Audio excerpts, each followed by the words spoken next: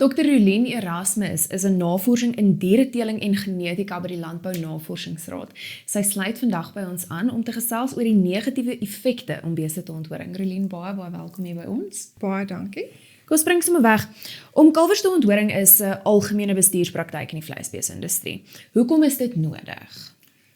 Horings en beeste word met verskeie negatiewe aspekte geassosieer. Die grootste probleem met horings is die risiko vir beserings. Eerstens kan beeste mekaar seermaak en dan tweedens die mense wat die diere hanteer kan ook seer kry as die diere horings het. Dan 'n ander groot probleem met horings is dat daar's 'n risiko vir kneusing. Dit gebeur wanneer die diere vervoer word van die plaas na die slagpale toe en dan wanneer die karkas kneusdele het, word daardie dele weggesny wat dan 'n negatiewe ekonomiese impak het vir die boer. Ander redes sluit in dat sekere rasse vereis dat diere moet of poenskop wees of onthoring word, dat die beeste netjies lyk. En dan 'n ander rede is ook om in te kom in sekere markte, soos byvoorbeeld voerkrale. Voerkrale penaliseer gewoonlik diere met horings. Eerstens ook as gevolg van die risiko van beserings en dan tweedens, diere met horings vat meer plek op by die voerbakke. Kan jy vir ons verduidelik wat gebeur wanneer 'n kalf onthoring word? Eerstens net vir agtergrondinligting, die horinggroei vind plaas binne die eerste paar weke na geboorte, maar die fisiese horingkie begin groei binne die eerste 2 maande van die kalf se lewe.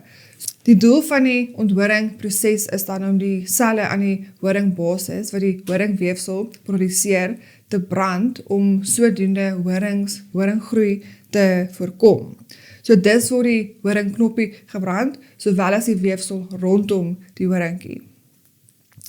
Dit word ook aanbeveel dat kalfies binne 2 maande van ouderdom onthoring word, want dan is die horingkie nog redelik klein genoeg. So na 2 maande begin die horingkie redelik groei en dan moet die horingkie eers afgeknip word voor jy kan brand. Gewoonlik as jy die horingkie moet knip, is daar ook 'n risiko vir bloeding. Dan moet daardie kalfie langer gebrand word totdat die bloeding stop. So die metode wat die mees algemeenste gebruik word is om gebruik te maak van 'n onthoringbout wat met gas warm gemaak word. En hierdie horingbout moet redelik baie warm wees om seker te maak dat die selle so gou as moontlik doodgebrand word. Hierdie metode veroorsaak tegnies 3 graadse brandwonde waar die horingbout brand en dan die weefsel rondom dit is dan nou 2 graadse brandwonde. So maak nie saak watter tegniek of metode gebruik word nie, onthoring veroorsaak weefselskade wat dan nou direkte pyn en stres veroorsaak vir die kalf. En dis baie keer erger omdat bitter min boere gebruik enige vorm van pynmedikasie tydens of na onthoring. Sure. Hoe affekteer hierdie stres en pyn die kalf? Is daar 'n effek op latere produksie? So eerstens die onthoringproses veroorsaak akute gedrags- en fisiologiese pynresponse wat ons kan waarneem tydens en ook na die onthoringproses. Ons kan duidelike verskille waarneem in kalvers wat onthoring word en die wat nie onthoring word nie. Kalvers wat onthoring word is baie meer onrustig, hulle beweeg baie meer rond, hulle sit en lê en staan en dan ook die ander probleem is hulle krap hulle koppe wat dan nou daai wonde weer kan oopmaak, hulle skud hulle kop, flikker hulle ore, stertjies waai baie meer as kalvers wat nie onthoring word nie. En dan in terme van fisiologiese response gebruik ons kortisol wat 'n streshormoon is as 'n biologiese marker. So dit kan gemeet word met bloed of speeksel, maar ons kan waarneem dat direk na onthoring is daar 'n direkte verhoging in plasma kortisol vlakke, wat beteken die diere stres. So dit is 'n direkte indikasie van stres. Maar hierdie verhoogde vlakke kan waargeneem word tot en met 8 ure na die proses en selfs ook in sommige gevalle die volgende dag ook. Dis ook belangrik om te onthou dat baie van hierdie diere wat onthoring word, kom uit die veld uit ekstensiewe sisteme. So daai proses veroorsaak ook stres en dan nou die onthoringproses veroorsaak verdere stres. Wat baie min mense besef is dat die pyn wat veroorsaak word deur onthoring is langdurend.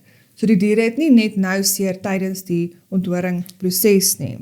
Eerstens, die proses van onthoring veroorsaak akute pyn, maar dan daarna die inflammatoriese pyn van die wond kan tot en met 3 weke nog pyn veroorsaak vir daardie kalfie.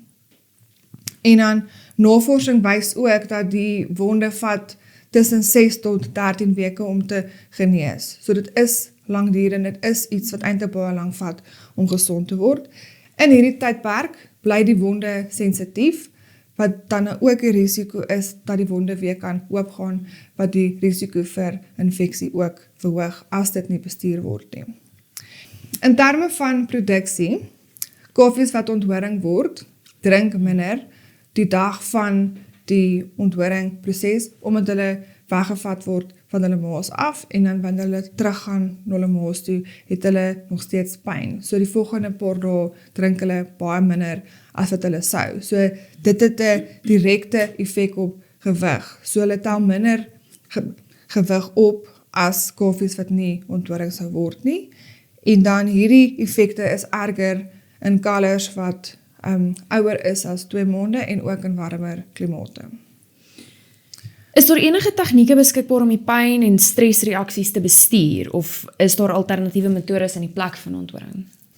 So eerstens, ons baie navorsing wat wel wys dat as jy pynmedikasie toedien, help dit vir die pyn en ook die stresvlakke om dit minder te maak tydens die prosedure.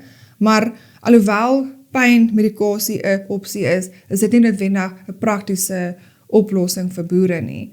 In meeste gevalle moet die boere 'n veearts kry om daardie medikasie te kan toedien vir die diere, en dit is ook nie prakties vir boere wat 'n groot groep diere moet onthoring neem. Maar die toediening van pynmedikasie behandel tegnies net die simptoom en nie die probleem nie.